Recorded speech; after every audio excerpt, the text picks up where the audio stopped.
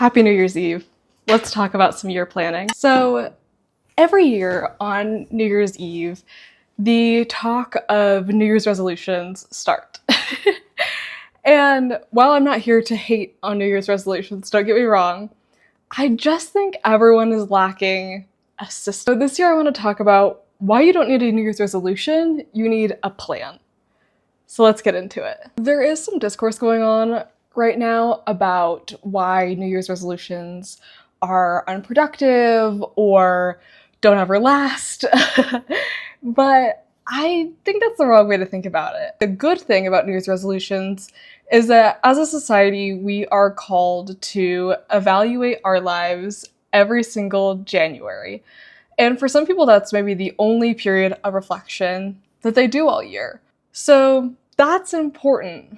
The issue that I have is that we say all these things, we make all these commitments, and then we don't follow through with them. And I'm including myself into this. I am very much part of this camp.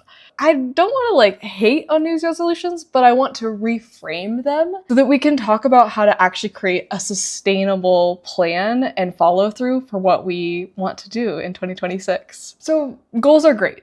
Goals are great, but action plans are better. For example, something that I have a goal of in 2026 and that I think almost everyone probably has a goal of is to look and feel better.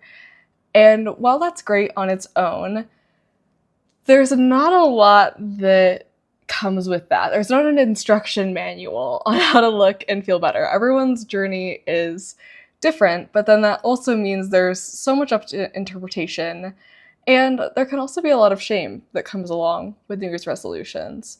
When you reflect on the past year, New Year's resolutions are often fueled by, what did I not do? What do I want to do better?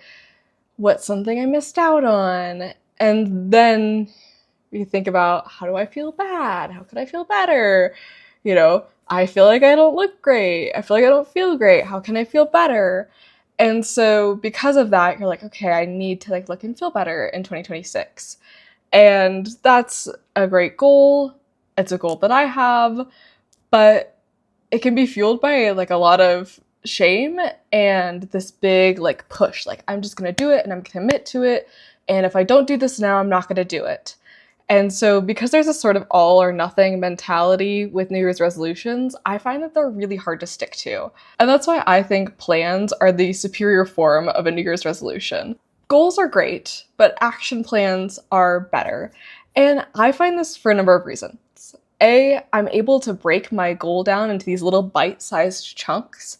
And so then I get this sort of sense of achievement. And with that, I build motivation. And so then my goals aren't just one goal that I'm going to achieve over 365 days, but a goal post and then all these little games and matches along the way. If my goal is sticking with, I want to look and feel better, then maybe the first step, maybe something I tackle in quarter one or month one, however that works best for you, is I'm going to start attending a Pilates class once a week. And that's my goal for January. And then for February, I'm going to start doing that 2 times a week. In March, I'm going to keep that up. I'm going to keep the momentum that I'm building, but I'm going to look into supplements and really build a nice routine with that. So then as I'm progressing throughout the year, instead of just, I want to look and feel better, every month I have a task that I'm going to do that actually feels achievable. Gus would like to participate. But because of that, I'm able to say, I'm building momentum, I'm crossing things off the list, and instead of having something that feels so daunting, I'm able to be like, okay, I can do 1 Pilates class a week. I've got that.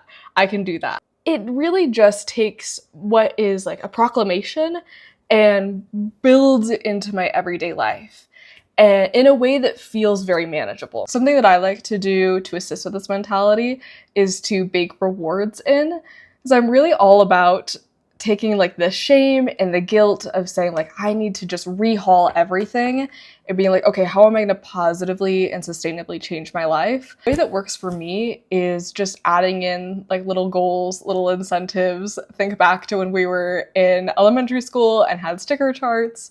Like, I'm so down for that. As an adult, yes, please. There are companies that do adult sticker charts.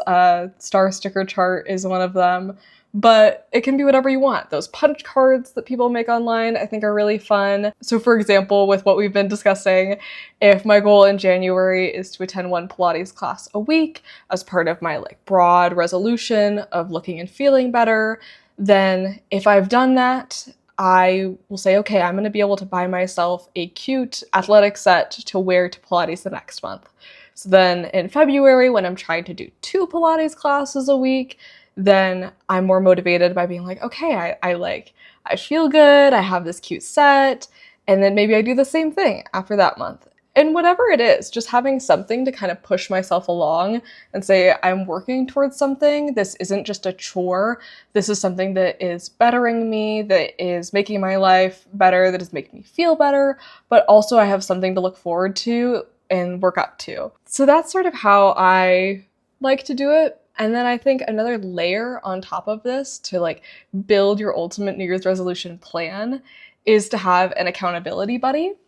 And I'm big on a positive only accountability buddy in the sense that so many of my family and friends are like, I don't want you to know my goals because I don't want to be held accountable in the case that I fail. And, you know, argue that as you may, but I love trying to like get those people into being accountability buddies with me by being like, okay, well then only share positive updates with me. Text me when you're at the gym. If your goal is to go to the gym 20 times in January, text me when you're at the gym and then I will like hype you up. Amazing, I'm so glad you did that. If you're struggling, that's cool too. Text me and I'll hype you up and we'll get there together. If you're like, I need someone to go with me, cool, let's do it together. And the same for me. It's like, hey, I went to another Pilates class today. And then it's like, okay, awesome, that's really great. What did you learn today? And so then it becomes this sort of like psychological cycle where you're like, oh, I'm not only am I like working towards my goal, but I'm working towards a reward, but I'm also getting immediate positive feedback for doing this. Wrapping this all into something that you're going to actually do. This is my path. This is my message for you today. Let's reframe shame. Let's create a plan, little steps, little bite-sized steps. Let's implement a reward system and have some accountability buddies. And if you don't have any accountability buddies, drop your goal in the comments and I will hype you up and we will conquer 2026 together. So when you're thinking today, New Year's Eve, or you find this video 3 years from now and you're thinking, okay, this is what I want to do, let's break it down. How am I going to achieve this goal? How am I going to reward myself along this goal? And who's going to help lift me up as I'm doing it? So let's do it! 2026 is almost here, and let's make it the best year ever. Make a plan. Go ahead and subscribe if you'd love to hear more Cozy Girl productivity tips out there, and I'd love for you to join this little community. Bye!